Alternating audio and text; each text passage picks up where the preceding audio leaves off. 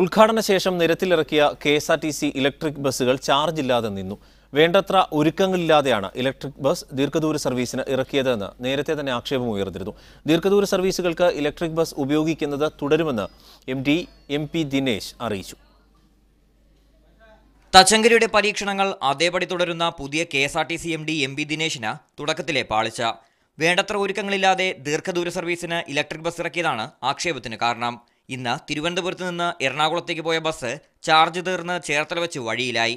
Charge കുറവായുണ്ടായിരുന്നു. നമ്മുടെ ഈ KSRTCയുടെ സ്റ്റോപ്പിന് എത്രയും അനുസരിച്ച് ഓടാൻ പറ്റുമെന്ന് സംശയമാണെന്ന് തോന്നുന്നു. സാങ്കേതിക പ്രശ്നമാണെന്നും സർവീസുകൾ തുടരുമെന്നും MD MP ദിനേശ് പറഞ്ഞു. അല്ല, അത് ഹരിപ്പാട് ചാർജിംഗ് സ്റ്റേഷനിൽ എന്തോ ചെറിയൊരു പ്രശ്നം വന്നിട്ടുണ്ട്. അതുകൊണ്ടുള്ള കാരണമാണ് പറഞ്ഞ മനസ്സിലായില്ലേ. അങ്ങനെ ബാക്കി എല്ലാ ബസ്സും ഓടിയെത്തി. 4 ബസ്, ഒരു ബസ് മാത്രമേ അങ്ങനെ ഉള്ളതായിട്ട് ഞാൻ മനസ്സിലാക്കുന്നുള്ളൂ. 2.5 മണിക്കൂർ ചാർജ് ചെയ്താൽ 250 കിലോമീറ്റർ ഓടാൻ ബസ്സിന് കഴിയും. ഹ്രസ്വദൂര യാത്രകൾക്ക് ഉത്തമമായ ബസ്സിനെയാണ് ദീർഘദൂര സർവീസിന് ഇറക്കിയത്. ആലപ്പുഴയിലും ഹരിപ്പാടും മാത്രമാണ് ചാർജിംഗ് പോയിന്റുകൾ ഉള്ളത്. ദീർഘദൂര സർവീസുകളിൽ നിന്ന് ഉടനടി ഈ ബസ്സുകൾ പിൻവലിക്കണമെന്നാണ് യൂണിയനുകളുടെയും ആവശ്യം. RB Sanoop, media 1, Thiruvananthapuram.